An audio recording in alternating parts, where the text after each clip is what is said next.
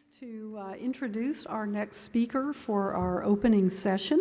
Let me read you the title of his presentation, My Life as a Type 1 Diabetic, Before, During, and After an Islet Cell Transplant.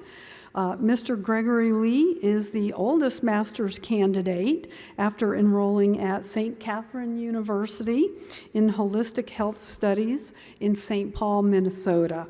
And he is writing his thesis on the impact of daily decisions that elders make and the subsequent impact on their aging rates and resilience levels.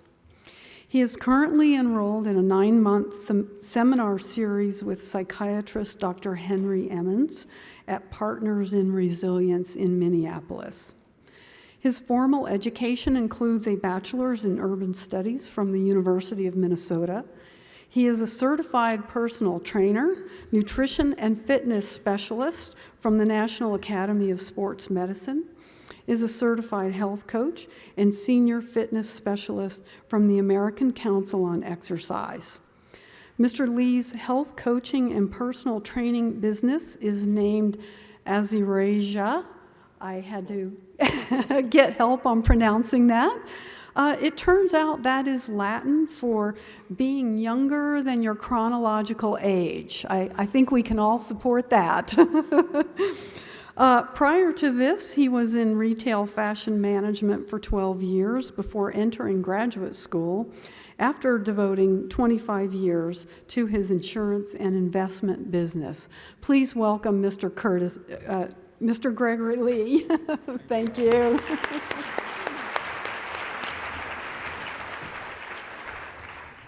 Thank you.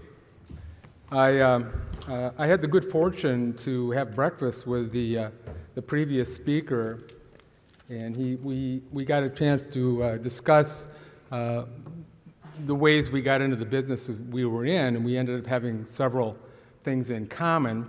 Tom's very entertaining. Unfortunately, that's not one of my traits I share in common with him. I need to get my glasses on because I'm not as young as I thought I was. But I normally discuss what I'm going to talk about.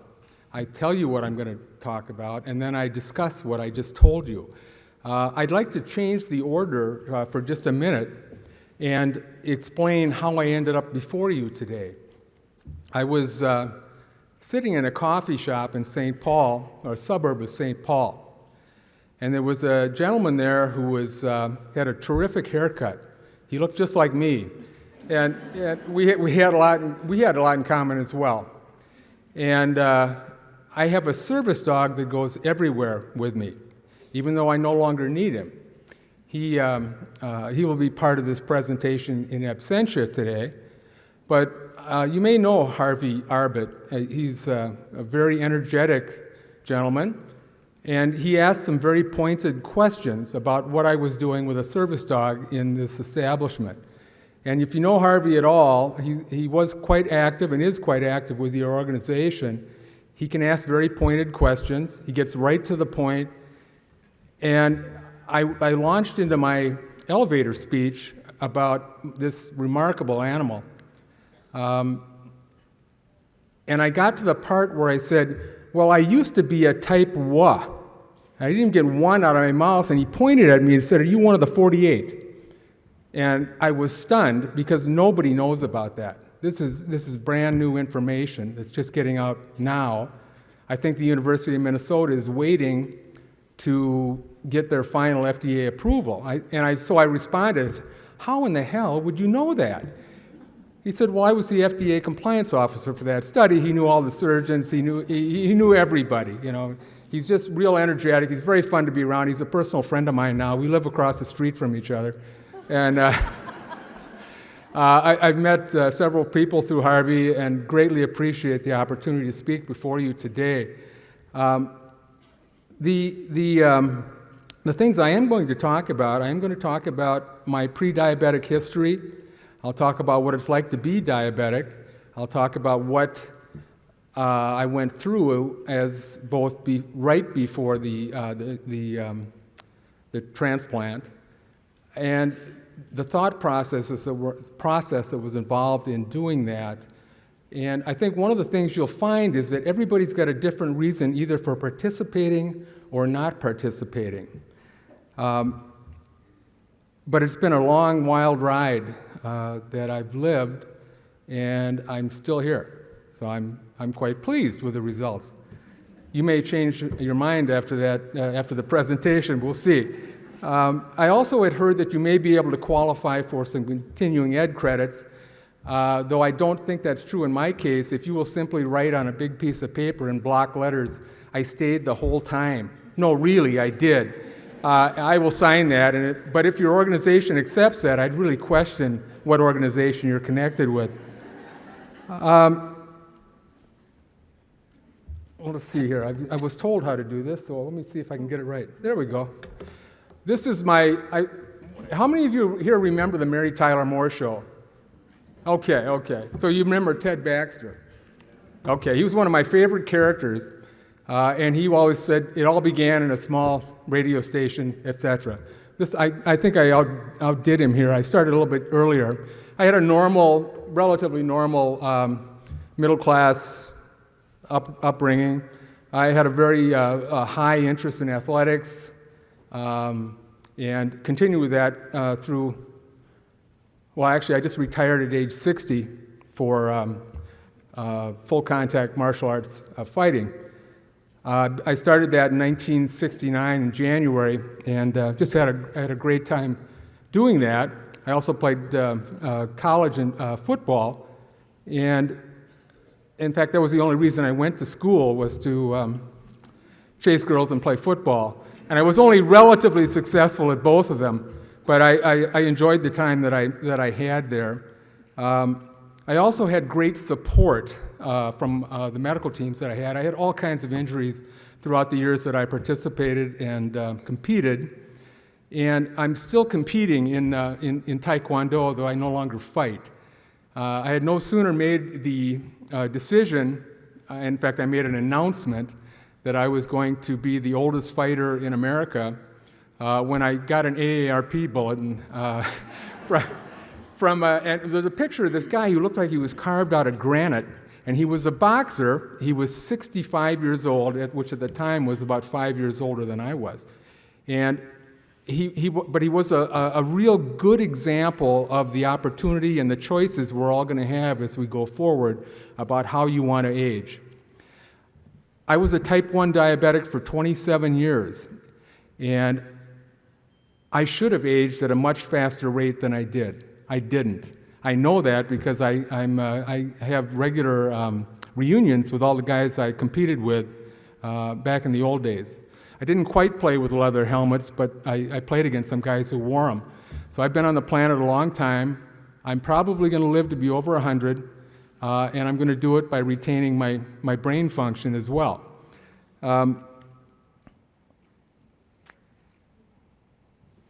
I'm going to skip past this one and leave you with a much more telling picture of who I was and who I am. I became very active in the Vietnam War, the anti-war movement. I had a health food store back in the 60s and got very interested in nutrition and fitness at the time. I was still competing in martial arts, so I had quit playing football. But the nutrition aspect became very fascinating to me, and I was able to maintain a athletic body and performance for many, many, many years beyond the age at which most of my teammates had long given up hope, and I enjoyed every minute of it. Professionally, I was doing a lot of different things. I hadn't quite decided what I was going to do.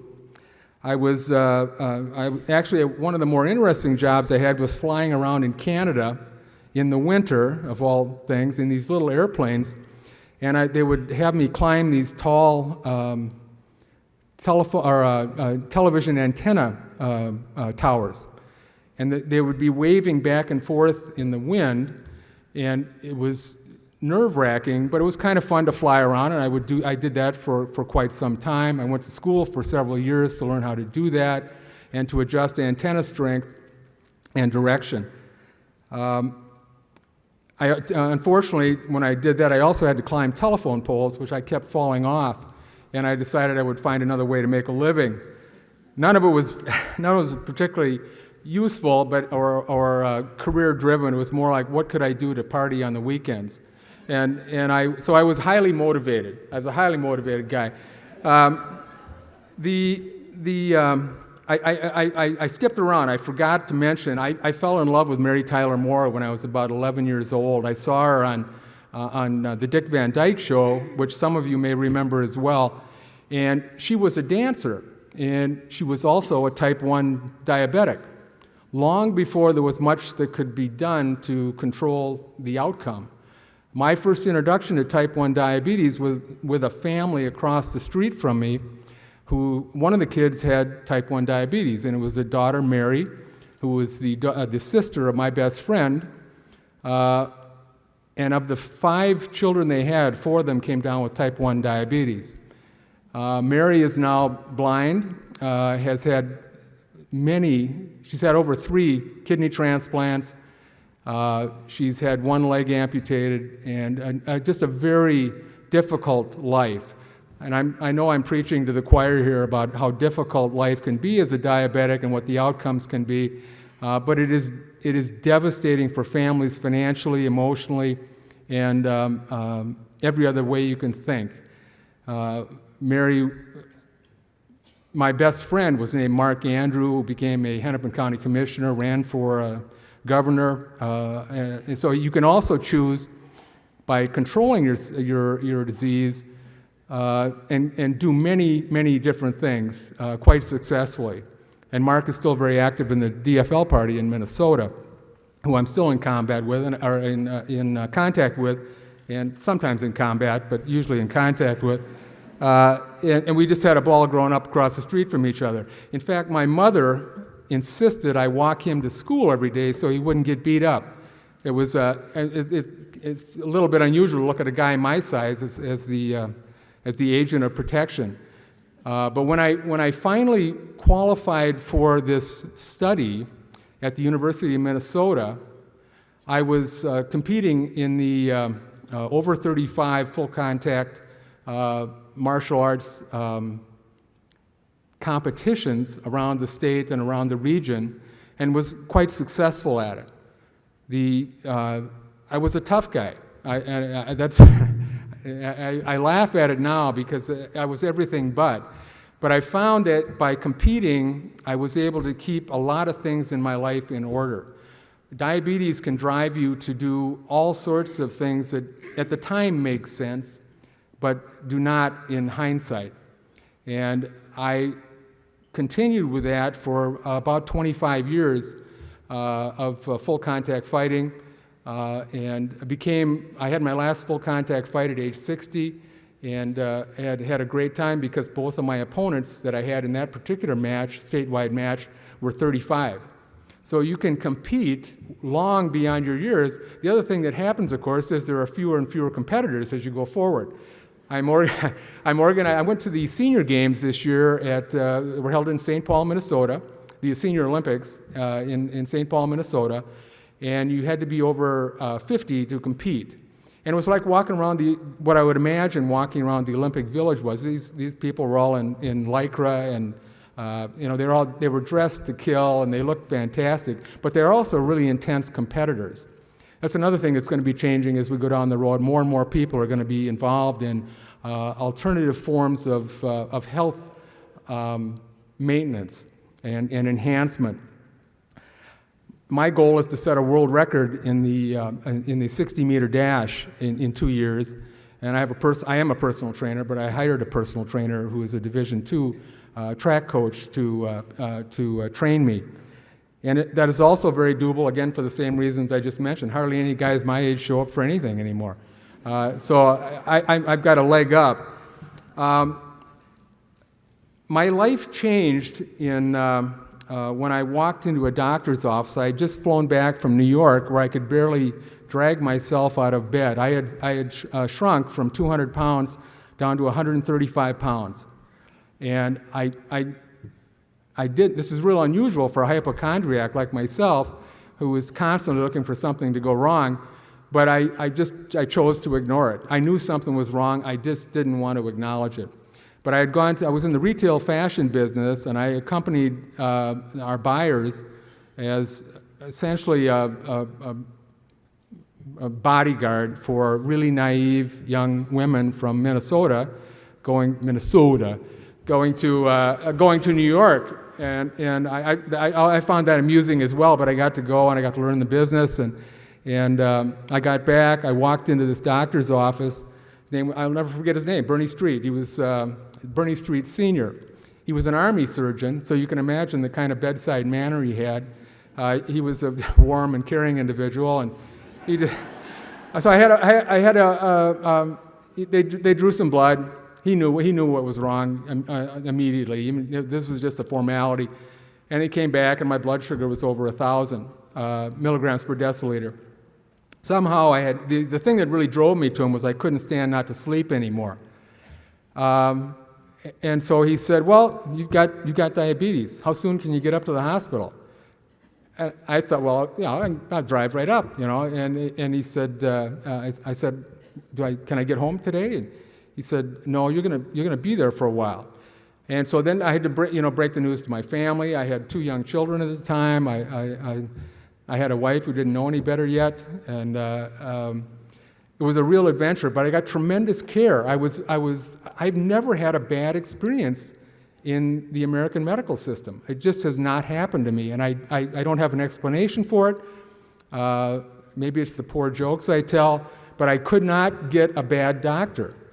And in fact, the first time I started confronting doctors, or that's the wrong term to use, but questioning doctors' opinions and advice, I was in high school, and I was trying to get steroids to be bigger, faster, stronger, and possibly stupider.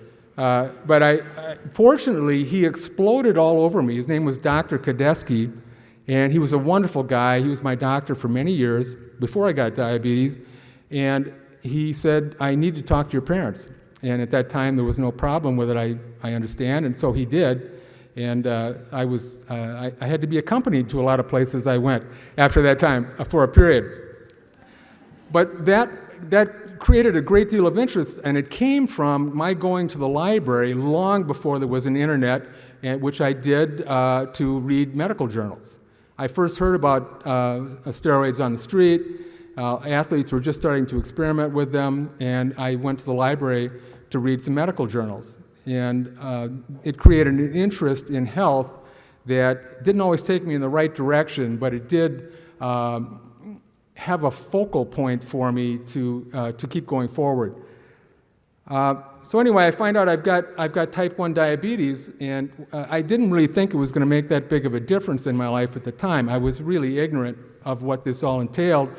I went to the International Diabetes Center in St. Louis Park, Minnesota, and went through a week-long process there and learned how to manage it as best I could. What I did was kind of a surprise to them. They said that that you would be able to handle this just by doing what the ADA had set as standards for the time. And right before I got the illness, they had just come out with mobile glucose monitors. And prior to that, you were pretty much restricted to going to a doctor's office to measure your blood. You used urine to measure where you were and if you were going to adjust your insulin, etc. Well, one of the things that I decided to do at that time was to be the best diabetic patient they had ever seen. And if you do any work with diabetics, you know how easy that is, because diabetics are terrible patients. We don't listen to what our doctors tell us. We don't listen to sound advice. We rather ignore the reality that we have an illness. And when you do that, of course, you're just asking for trouble. I decided that I was going to be the best diabetic patient they had ever come across. And the reason was vanity. I didn't want to have the issues, but the one that really got my attention and I find it to be true with every group of males that I talk to, is impotence. That made me sit back in my chair. I didn't want to deal with that, and that I find to still be true. When you talk to a group of diabetics, and if it's a mixed crowd, the males will not ask many questions until after, and they'll come up, and that's the number one question they're concerned about. It's not brain health, it's not kidney failure, it's not even amputation. It's how their relationships are going to go, and what their long-term history is going to look like as they go forward. So what I did, I happened upon a book. It was called The Glucograph Method by a Dr. Richard Bernstein, who was a type 1 diabetic. He got it when he was about 12 years old. He was trained, and he was doing the same thing I was doing. He was going to libraries to read medical journals to follow the information that was coming out on type 1 diabetes. And he was in terrible shape. His eyesight was deteriorating. He was getting some numbness in his neuropathy. But he devised a system of dealing with the disease that had not been really approached before, a very, very strict protocol and methods of recording that were before the internet, before computers were commonplace, etc. And he devised a relatively low, simple carbohydrate diet with what some people might would be akin to a Paleolithic diet. It wasn't exactly that. It was a far healthier combination of macronutrients that he used. And then he would chart out in pencil and paper the end result, because he found that the effect on blood glucose was not identical to what was coming out of the larger organizations, stating that if you eat this, and they had an exchange system for foods that you could eat, a quarter of an orange, a half an orange. And I see some hot nods in the audience where people were able to, we understood this system. It was simple, and when you're dealing with a large audience, I know you have to be simple, you have to be careful. And what Bernstein was recommending was a very radical change at the time. And I thought, well, that's for me. I want to do that. And I did. And I was able to keep my blood sugars normal about 95% of the time for about 10 years. And after that period of time, I started to become like every other diabetic that I ever met, where I would, well, it's Friday, or it's Saturday. Or it's Sunday, I have to go to work on Monday, so I might as well celebrate tonight. I never got really out of control, but I did find that I was allowing myself more freedom until one of the jobs that I had, I absolutely loved. I did what Eric does. I was an executive director or executive vice president of a much smaller organization or nonprofit. And my job essentially was to play golf. I played golf with, it was tough, but as they say, somebody had to do it, and I volunteered. And I played golf 5 to 6 times a day, or 6 times a week, and would have just a wonderful, wonderful time. Our membership skyrocketed. I was riding, on top of and I was a diabetic, and things were still going well. In my spare time, I would, I needed to practice. So I would, if I only had an hour, I would walk down the street. I lived in Northfield, Minnesota. Fabulous town. It's not quite as great as Durango, but it's a great town.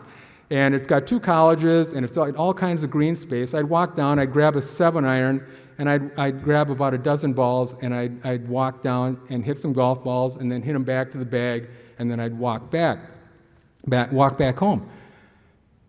Well, I'd never had an insulin reaction before.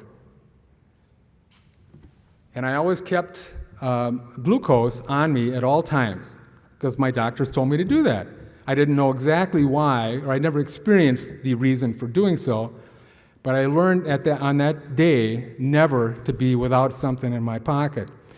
I hit some balls down to a golf bag about 170 yards, and I went to retrieve them, hit them back to the bag, and then I was going to walk home. I got down to where the balls were. I stood over the ball for about 2 or 3 minutes. I couldn't swing the club. And I didn't realize that my blood sugar had dropped so low, my brain would no longer function. I ended up falling down on the ground, rolling around in the mud. It was about 35 to 40 degrees. And fortunately, and we're going to talk about this too, about the number of accidental things that had to happen to keep me alive, or miracles, depending on your point of view, for why I'm still here. But I hit those golf balls, I walked down, and I couldn't get back to the golf bag where the glucose was. And I ended up, waking up in the hospital with IVs in my arm and was quite disturbed, as were was my wife, etc., that we had no experience with it, even though we had been warned and trained, etc. It's an entirely shocking experience to be that dependent on outside help, especially for a guy who thought he was such a tough guy and I could do anything. Boy, was I wrong. I couldn't do anything. I could not move my muscles as I wanted to.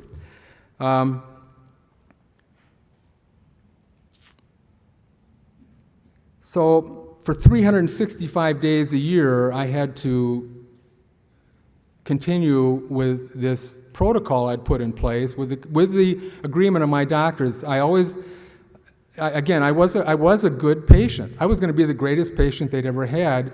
I never lost that desire, and they were able to help me do what I wanted to accomplish. I have no damage from the illness after 27 years. I paid a price for it, but I have no damage from the illness.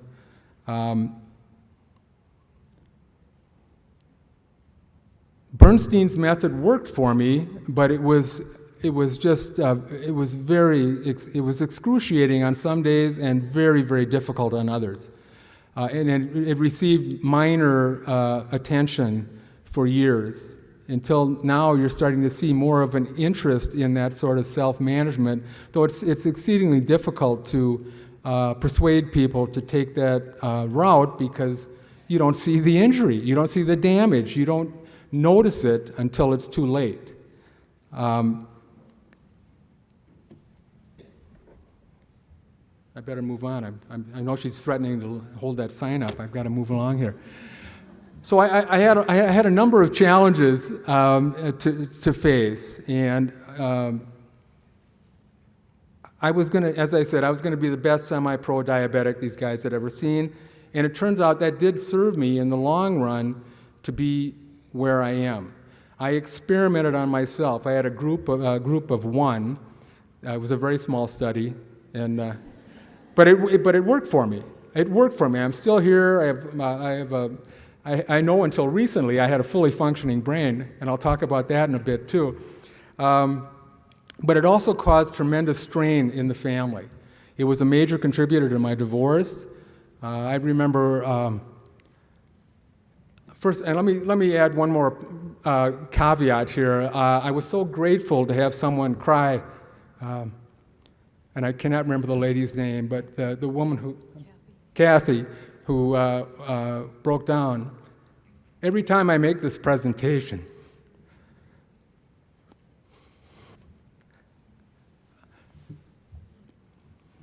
I have so many people to thank, and one best friend in particular, who I will mention at the end, to keep me here. Includes my parents, my children, especially my daughters, who rescued me several times. There were a lot of complications coming down the road. They were not in what I thought they were going to be.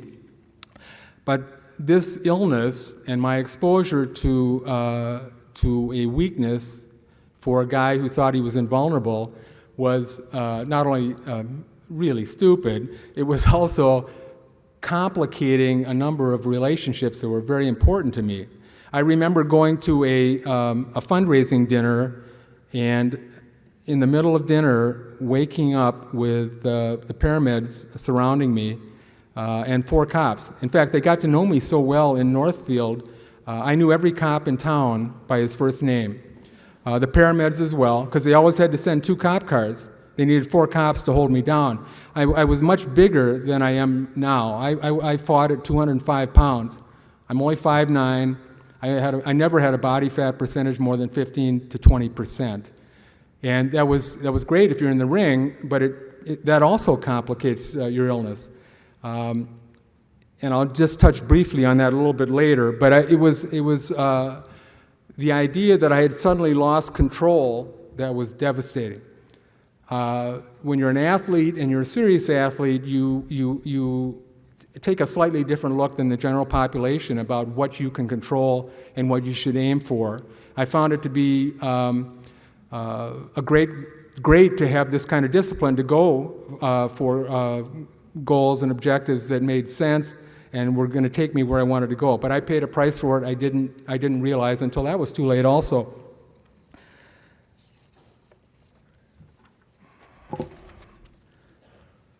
I also realized that something had to change, and I did some really in-depth research before I walked into my office, and I just happened to look up on a kiosk. I was going through a divorce. I was separated. I was away from my children. It was devastating to me, and there was a psychologist on the kiosk, and so I just walked up and made an appointment. I knew nothing about Roger, who turned out to be a real lifesaver for me, and another good friend. We did some extensive we did an extensive battery of tests, and he and I were joking quite a bit. And he said, "Well, I've got bad news, and I have worse news." And I started laughing because I was sure he was joking. He wasn't joking. He said, "Well," I said, "Well, give me the bad news first." He said, "Not only are you depressed now, but you've probably been depressed since you were a young child." So it's like a fish swimming in dirty water. If you're used to that, you don't know what you don't know. I said, "Well, what could be worse than that?" He said, "Well, Greg, I'm sorry to say this, but you're the most depressed person I've worked with in 15 years of practice who isn't in the hospital and under serious medication." So I was functioning, all this stress and all the other things that had gone along with this illness, which you don't see a lot of concentration on, was developing in my life. And I felt immediately, it's my mom and dad's fault, or I would come up with some excuse that would allow me. My parents saved my life many times. I have a service dog who saved my life many times. I have no rightful reason to be here. Thank you. I have no rightful reason to be here. I should have. I've been underwater in a car. I had 6 police cars following me. They didn't know quite what to do with me. They couldn't tell if I was drunk. And had I gone around the curve of this lake, they had spikes out on the road to stop me. I fooled them, though. I drove right into a lake and ended up underwater, and they had to send a diver out to get me. And it was just very fortunate that they were there. Otherwise, no one would have seen my car, and I would have drowned. And there is a historical link between diabetes and depression, and so I can't say that I got diabetes because I had depression, but it's been what they describe as a low baseline of dysthymia, I think they called it. And I never learned how to pronounce it. I just always, just shied away from it. But, for a diabetic, though, you look at what their lives are like, and you say, well, why shouldn't they be depressed? There's this constant state of anxiety. You really don't know if you're going to wake up or not in the morning. You have these endless blood tests. And I was testing my blood 8 to 12 times a day. I was mimicking a healthy pancreas. I was taking 6 to 8 shots a day before I had a pump, which is another company I want to thank in particular is Medtronic. I also became one of their early closed-loop system mechanical systems or electromechanical systems to mimic a healthy pancreas as well. I had relatively good success with that, but it was very cumbersome, the models that I was using, and made it very difficult when I was competing. And so I decided to go back to the old system of multiple injections and multiple blood testing. But there was also the increased risk for cardiovascular disease, amputation, stroke, etc., which I also had. I had a mini stroke, which I did not realize what it was. I had a friend who I had on the phone who diagnosed it over the phone. She said, "You got to get to the ER right away." And I was trying to brush her off, and she just, thank God, she stood up. It's an illness that destroys a lot of people's lives.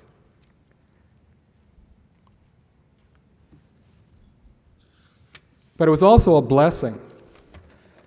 I got a disease that I had a tremendous amount of control over. If I got cancer, I wouldn't have anywhere near the control that I had over this illness. I made choices, and they weren't all good, but they were better than most. And what this really required, and this is I don't know, does anybody remember Jack Handy from Saturday Night Live? Deep Thoughts. It's always one of my favorites, and I love the blues. And there was a saying that B.B. King had in one of his songs about everybody wants to go to heaven, but nobody wants to die.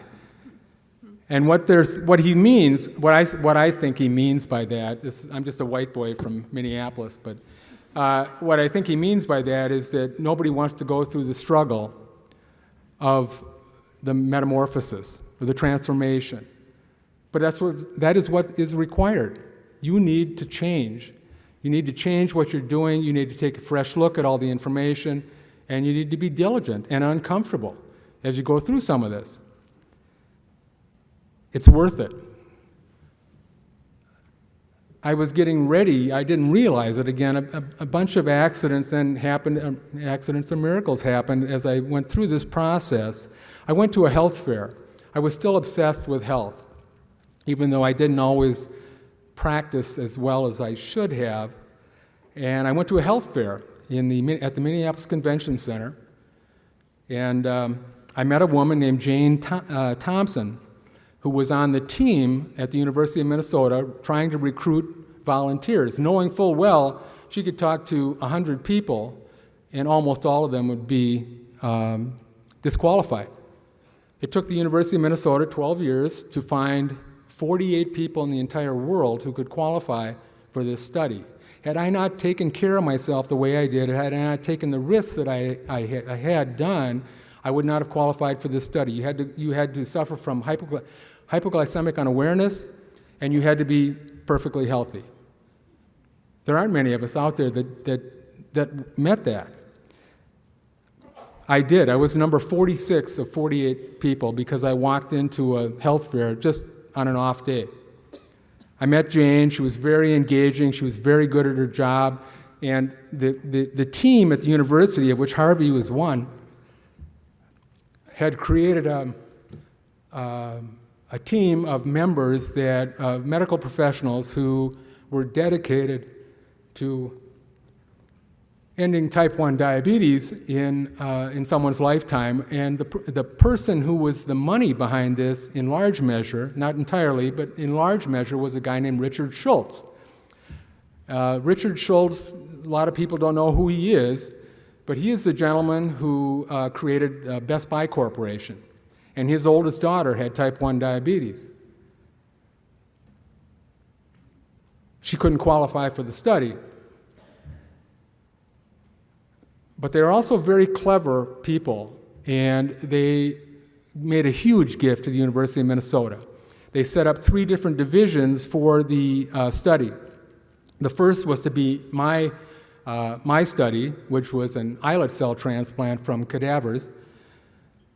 The second part was to be xenotransplantation process from this gentleman who was raising hogs in northern Minnesota. And the third stage is set up to another university professor, and I cannot recall her name, I'll get that from Harvey later, was in charge of the stem cell research. The gift was given to the 3 different studies with the requirement that everybody share information. And apparently that's quite unusual in a university setting because everybody wants to be published and everybody is quite guarded with that information. The gal who ran this was this tough-as-nails little woman, and she was Richard's daughter. And I had breakfast with her, and I had breakfast with the farmer. This farmer guy, he was just a tremendous guy. He was raising the hogs in these specially constructed barns for the xenotransplantation part. And the young doctor it also talked about her part of the study, which was stem cells, which is the thing that I will be the end process that will allow you to get by without taking anti-rejection drugs. And I know I'm going to be running out of time here quickly, and I get really passionate about this subject because of the impact it's had on my life.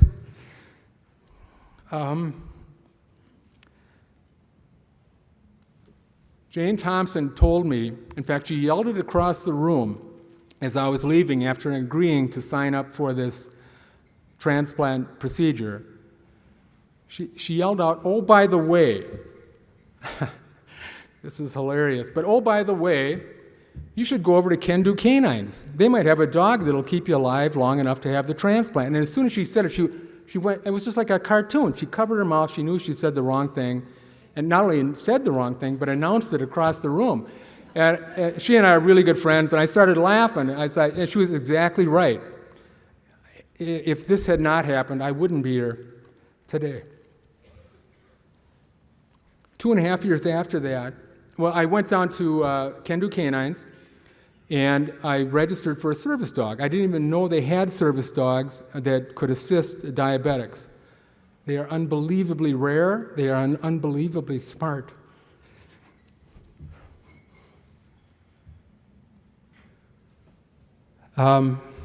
I had experience with service dogs because I worked at a place called Camp Courage. I worked my way through college taking care of quadriplegics. I was a counselor at Camp Courage and later became the athletic director and recreation director for Camp Courage, which is a very well-known camp and now center for rehab in Minnesota and the upper Midwest. I had a tremendous amount of gifts from Dr. Herring, Dr. Bellin, Marnie Campbell, Jane Thompson, and several other people, one who's become a good friend of mine also, who helped me through this process as well. This is the guy.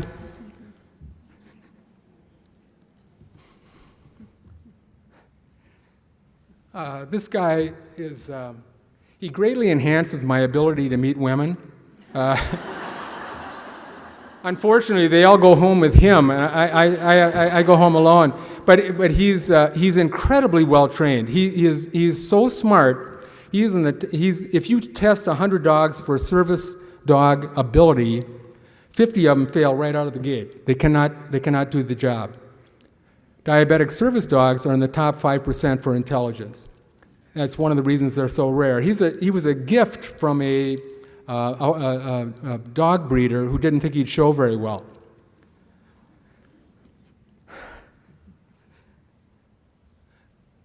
This is the first time I've gone anywhere without him.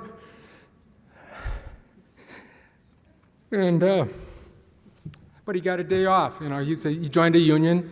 He got a day off, and he's with another service dog today, and I'm flying back tonight. So, and he won't even miss me. He stays with this other friend of mine who has a service dog, and he gets to eat all the stuff he shouldn't eat, and he gets to cavort with this young female. Oh, that's what I want to do. I'm going to stay home next time. Anyway, he saved my life 3 times. And I'll mention two of the stories that make this dog so remarkable. I had nothing to do with his training. He only had to get used to the scent that I have. And the first time that he did this, I lived by myself, not a smart thing for a type 1 diabetic to do. But he can sense when my blood sugar goes up, he can sense when it goes down. He will alert me when my blood sugar goes down. And he would paw me, whether I'm sleeping or sitting in the living room or whatever. As your blood glucose level drops, you become entirely confused. You can repeat activities over and over and over again endlessly. And if I were to pass out, no one would find me for days.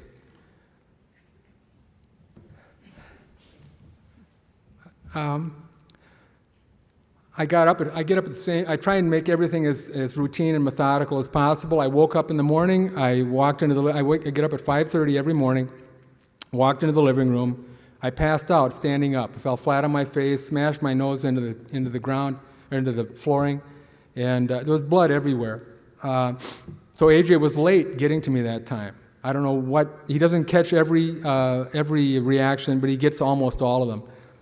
He opened the door from the inside. And he walked down the hall, scratched on the door of the neighbor, and he knew her. And she's a very good friend also, and he scratched on her door. She came to the door. He grabbed her by the hand very gently, and he pulled her back to my apartment.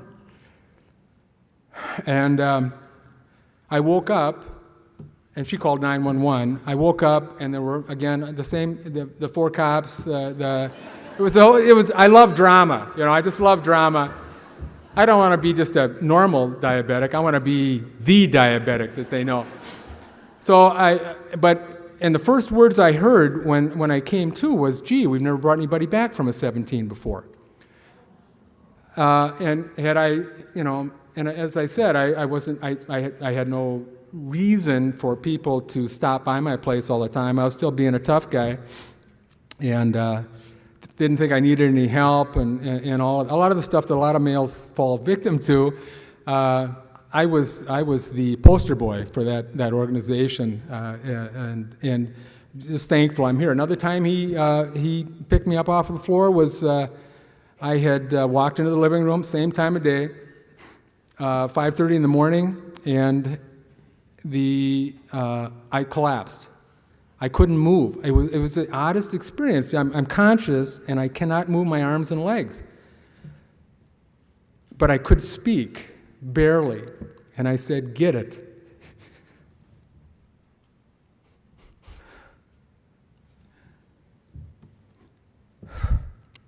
He walked around the corner, picked up a tube of glucose, and he brought it to me. And I struggled to twist the cap off. And there's no telling how that would have ended, but he is cross-trained to work with mobility-impaired people as well. This dog is unbelievable. And neither one of us look as good as this picture right now. This is a few years old.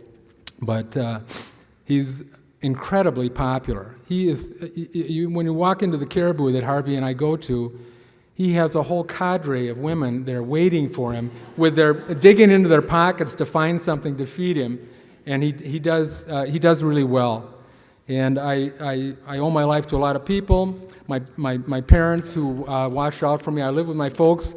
I was 50 years old, and I'm living in my parents' basement for a couple of months. And it was like a Saturday Night Live skit, and fortunately I was able to move out. But my parents were also engaged in keeping me alive.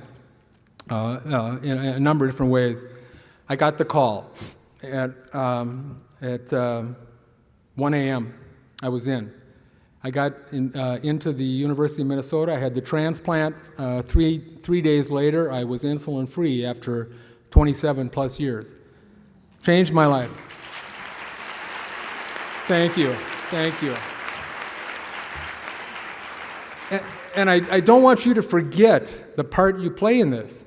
You guys are so important to people like me and our children who fall victim to all these different types of illness, and your work is incredibly important. And I'd like to finish. Am I on time? Am I over time? Oh, I'm over time. Gosh, okay. I will wrap this up right away then. I'm sorry. The aim of life is to live, and to live means to be aware, joyously, drunkenly, serenely, divinely aware. It's my favorite quote from Henry Miller, an author I like, and I hope you're aware of how much value you bring to the table. I thank you.